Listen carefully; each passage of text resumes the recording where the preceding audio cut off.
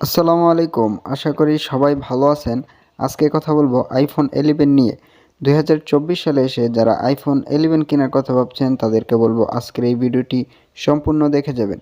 নিঃসন্দেহে আইফোন 11 একটি ভালো ফোন, কিন্তু এই ফোনগুলো এখন অনেক পুরাতন হয়ে গেছে। 4-5 বছর পুরাতন একটি ফোন আসলে কতটুকু ভালো থাকে, আপনারা সবাই ফোন ইউজ করেন। একটা ফোন আসলে 3-4 বছর পরেই নানান সমস্যা দেখা দেয় এবং ব্যাটারি ইস্যু, ক্যামেরা ইস্যু, নানান সমস্যা দেখা দেয়। ইদানিং আমি অনেকের ফোনে দেখতেছি ডিসপ্লে চেঞ্জ, ব্যাটারি চেঞ্জ, নানান সমস্যার ফোনগুলা তারা কিনে আনছে। তো এই ফোনগুলা যারা কিনবেন তাদেরকে বলবো অবশ্যই যে ভালো করে বুঝে, আপনি বুঝলে তো অবশ্যই ভালো, আর যদি আপনি না বুঝেন যে ভালো করে বুঝে চেক করে আনতে পারবে তাকে নিয়ে যাবেন। এই ফোনগুলো ভালো করে চেক করে কিনবেন। এখন চলুন কথা বলি এই ফোনটিতে আমরা কী কী ফিচার পেয়ে যাচ্ছি। দেখুন, 2024 সালে এসে আইফোন 11 পাওয়া যাচ্ছে 26 থেকে 30,000 টাকার মধ্যে। এই ফোনটির প্রাইস হচ্ছে আপনার কন্ডিশনের উপরে ভেরি করে এবং ব্যাটারি হেলথ ভালো থাকলে প্রাইসটা একটু আপ ডাউন করে। আর এই ফোনটির আপনার ক্যামেরা হিসাবে আমরা পেয়ে যাব রিয়ারের ডুয়েল ক্যামেরা সেটআপ, এর মধ্যে আপনার 12 মেগাপিক্সেল আল্ট্রা ওয়াইড, 12 মেগাপিক্সেলের মেন সেন্সর এবং ফ্রন্টে পেয়ে যাব 7 মেগাপিক্সেলের সেলফি শুটার। আসলে এই ফোনটির ফটো কোয়ালিটি কিন্তু খুবই ভালো।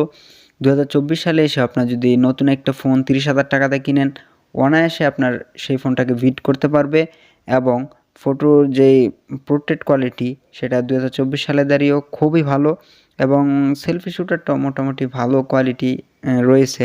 যেহেতু 7 মেগাপিক্সেলের একটু মানে রেজুলেশনের ঘাটতি মনে হয়।